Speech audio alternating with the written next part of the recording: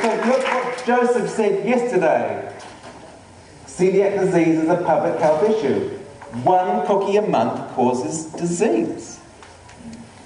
And what did Tom say? Celiac disease is killing your family. It was killing his family, and he says it is killing your brain cells.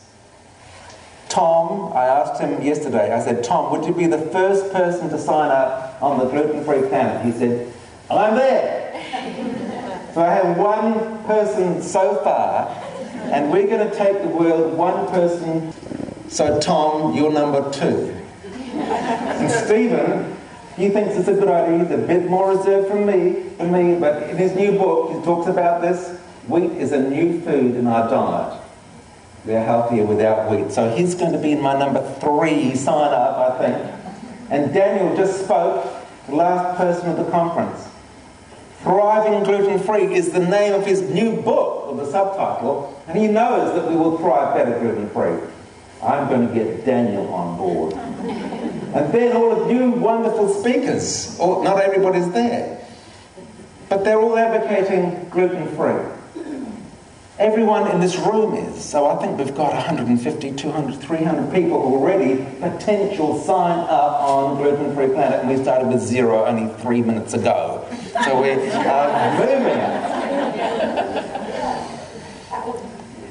Here are 2,000 more people who will join up. These are the 2,000 last blood tests from my clinic.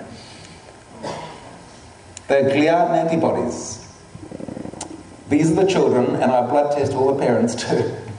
Because I'm really interested in them. And these are not the TTG which I do, and the DGP, and all the stuff that I do. This is the gliadin. And I lined all these people up from the lowest gluten antibody to the highest. Well, I didn't do them all in my clinic, there'd be too many, but I did them on my computer, and look at this. 60% of all of the blood tests are positive for gliadin antibody. And you know what these children come in with? Sick, tired, and grumpy. And Mario says that the IgG gliadin is the very best marker for the whole spectrum of gluten sensitivity. And you know this joker? I'm told he had a real good joke with you last time, and that he was really funny. Well, he's a very funny guy, and I like Alicio a lot. And he said, 2 years ago, reaction to gluten is not always celiac.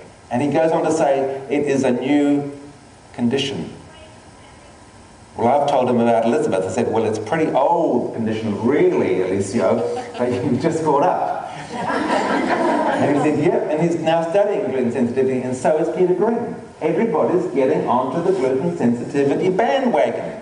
I think I'm almost kosher. I think that I'm almost accepted back into the medical fold. All these books, Stephen wrote this book, Melissa Diane Smith, she's just got this book out, Gluten-Free Throughout the Year. She just published that last week. It's a fantastic book. I got it last week. She sent me a copy. People are writing books. People are showing icebergs. I felt embarrassed coming to the podium without an iceberg.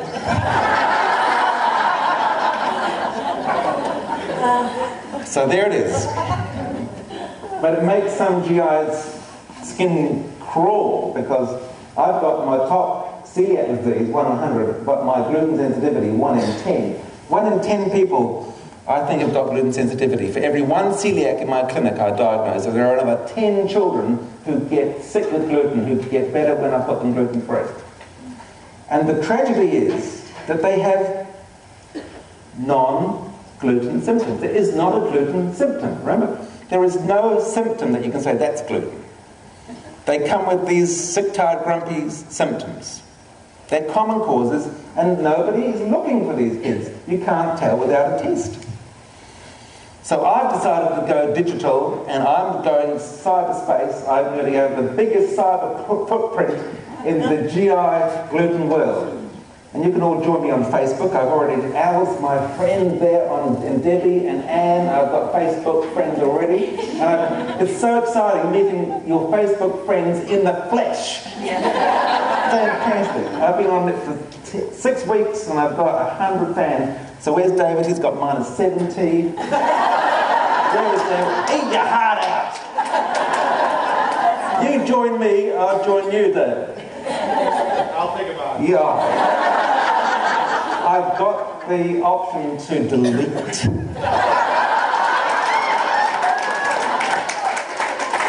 So the battlefield, this is where the battle is going, on the cornfields, on the wheat fields of Minnesota. Treat the symptoms of these children, goodness me, not the gut tissue. If they're sick, tired and grumpy, help them. Don't feed them gluten until they get end-stage gut disease. The gluten is not a gut disease, really. It's a neurological toxin, and gluten damages the brain and nerves rather than the gut. And that the celiac test that your MD is doing right now, TTG and DGP, does not test for gluten sensitivity. It is not a gluten test. So what are we going to do? Are we going to keep Molly fat? Are we going to keep her in cigarettes and ruin her lungs? Are we going to keep her on gluten and ruin her brain?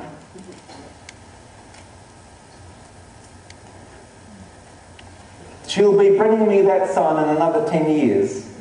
She's going to be my 1000th gluten-free planet person, and we're going to have warnings on our food if it does contain gluten, and that will happen.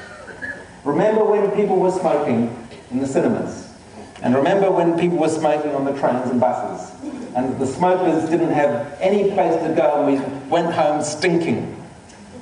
Well, now I saw a sign in Minneapolis outside one of the state buildings, and it said, "No smoking within 42 feet of the building."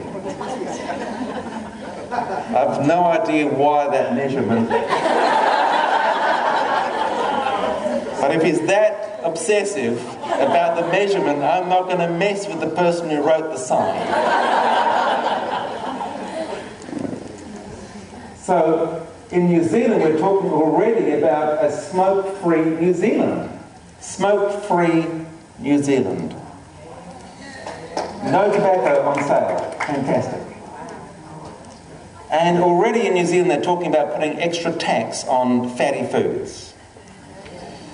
In America, they are still subsidising the wheat growing. In New Zealand, we're free enterprise, and there is no subsidies on any farming at all. So we're going to get rid of the wheat subsidies. We want people to look really carefully at this gluten problem. We want you to take this to the FDA. We want you to take it to your agricultural people, because there are alternative grains. And maybe we can't remove all wheat from the planet. Maybe that's too big. But we can live in our own gluten-free cities. We can live in our own gluten-free towns. We can live in our own gluten-free houses, at least. So if you have a big goal, at least you're going to do something locally. And I want you to do your gluten-free things. I want you to do just like we're doing with global warming, just like we're doing with the oil spills, just like we're doing with the environment. I want you to eat gluten-free locally and think about gluten-free globally in your city, your restaurants, your cafes, your supermarkets, and talk to people until everybody is scared of gluten.